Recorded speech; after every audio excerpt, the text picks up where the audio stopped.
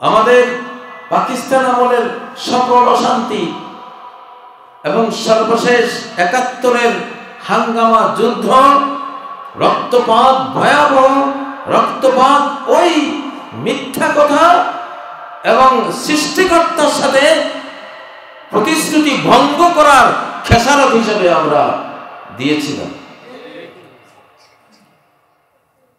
সেই খেসারত বাংলাদেশ আমলেও আমাদের গুনতে হয়েছে, কারণ ওই মিথ্যা থেকে আমরাও রেহাই পাইনি, নিজেদেরকে উদ্ধার করতে পারিনি।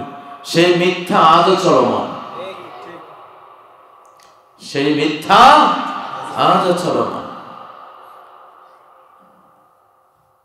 এবারে কারো কোনো কথা আমরা নেব না ইনশাআল্লাহ। কারো গদির জন্য আমরা আকাশের শাস্তির ঝুঁকি আমরা নিতে পারি পশ্চিমকালেও না। কারো চুরির সুবিধা করে দেওয়ার জন্য, কারো চাঁদাবাজির সুবিধা করে দেওয়ার জন্য, কারো গদি রক্ষার জন্য এই বাংলাদেশের মানুষ এই মানচিত্র নেয়নি। ৫ই আগস্টের রক্তপাত এই জন্য হয়নি, শহীদের রক্ত এই জন্য ঝরেনি যে আমি বসে বসে চুরি করব। শহীদরা, আবু সাঈদরা রক্ত ঝরিয়েছে, হাজার হাজার কিশোর তরুণ তরুণীরা হাত পা চোখ সহ তারা অঙ্গ হারিয়েছে, মৃতপ্রায় হয়েছে। কিসের জন্য? একটি সুন্দর বাংলাদেশ গড়ার জন্য, বৈষম্যহীন একটা দেশ গড়ার জন্য। বৈষম্য কি? বৈষম্য কাকে বলে? বৈষম্য মানে ইনসাফ নাই। প্রথম বৈষম্য হলো স্রষ্টাকে বাদ দিয়ে তুমি সৃষ্টির হুকুম মতো চলবা, এটাই প্রথম বৈষম্য। তুমি নুন খাইবা স্রষ্টার আর গুণ গাইবা তুমি সৃষ্টির, মূর্তির, বেঈমানের, মুনাফিকের। এর চেয়ে বড় বৈষম্য আর কি হতে পারে? আগে স্রষ্টার সাথে যে বৈষম্য হয়েছে এটা দূর করো, সৃষ্টিকর্তার সাথে যে বেইনসাফি করেছো এটা আগে দূর করো, তারপরে তিনি তৌফিক দিবেন সৃষ্টিদের মাঝে কি বৈষম্য আছে সেটা দূর তিনি করার তৌফিক দিয়ে দিবেন ইনশাআল্লাহ। তো এই জন্য অনেক কথাই কানে আসে, অনেকের কাজকর্ম চোখে আসে, দেখি। এবারে আমরা আমাদের সর্বশক্তিমান বন্ধু আল্লাহকে সাথে নিয়েছি। আমরা তাকে যে ওয়াদা দিয়েছিলাম সেটা আমরা জীবন দিয়ে, আর রক্ত দিয়ে, আরো যত লক্ষ কোটি জীবন দিতে হয় তাতে আমরা সেই ওয়াদা এবার রক্ষা করে ছাড়বো ইনশাআল্লাহ।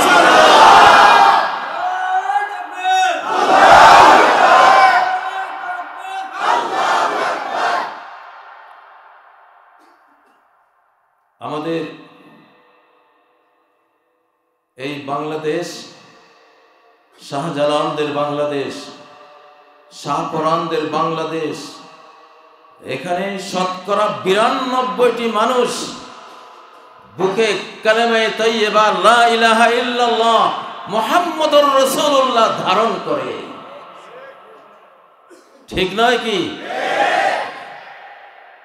এখানে শীতকালের মাহফিলগুলিতে লক্ষ লক্ষ জনতার ঢল নামে, ১২-১৫ লক্ষ লোক, আরো বেশি লোক কেন এই কোরআনের সমাবেশে যায়?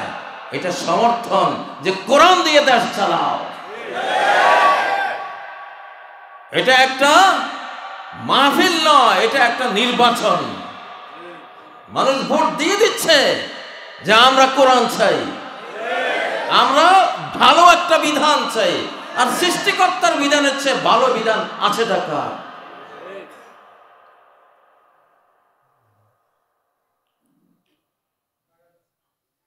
প্রিয় ভাইয়েরা, এজন্য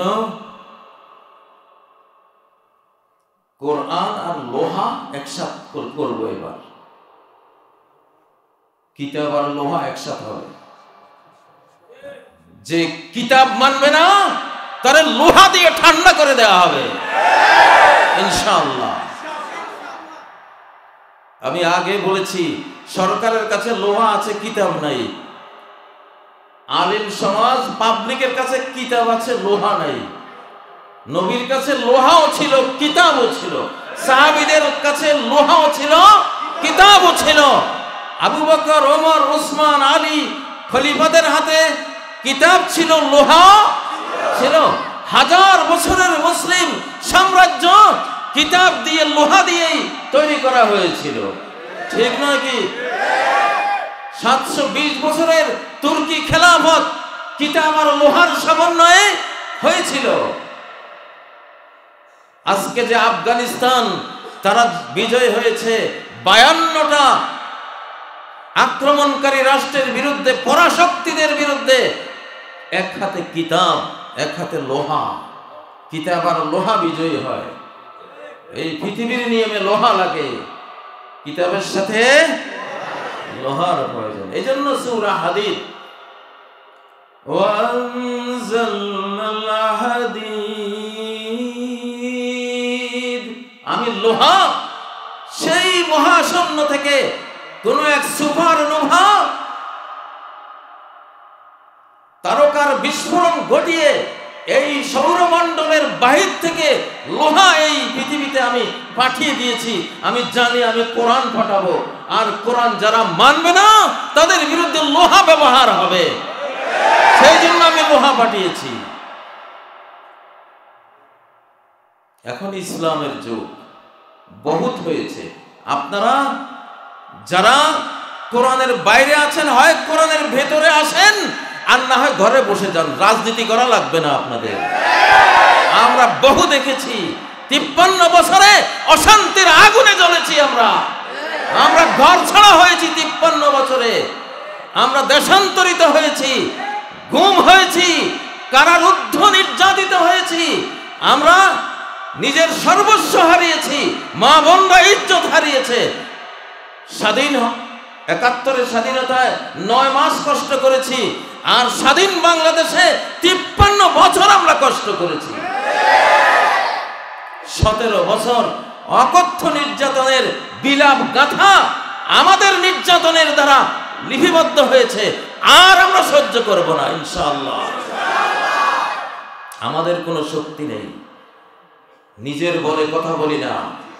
আমাদের বল আমাদের শাহানশাহ, আমাদের শক্তি আমাদের রাজাধিরাজ, আমাদের পাওয়ার আমাদের সৃষ্টিকর্তা, ক্রিয়েটর, যিনি মহা বিশ্বের, তিনি স্রষ্টা, পরিকল্পক, নিয়ন্ত্রক, ওনার, সবকিছুর মালিকানা যার। আমরা তার বলে কথা বলছি। আমাদের সামনে দাঁড়াবার কোন সাহস কেউ দেখাবেন না।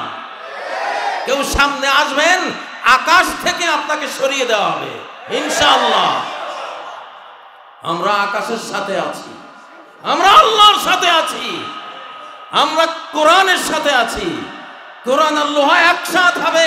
এখন বাংলাদেশে আমরা, আমাদের সরকারও বলেছে, সেনা প্রধানও বলেছে, ওকে তোমাদেরকে লোহা দেবো, আমরা এবার ট্রেনিং দিয়ে দেব। আমরা ধন্যবাদ জানাই ইউনূস সরকারকে, ধন্যবাদ জানাই সেনা প্রধানকে।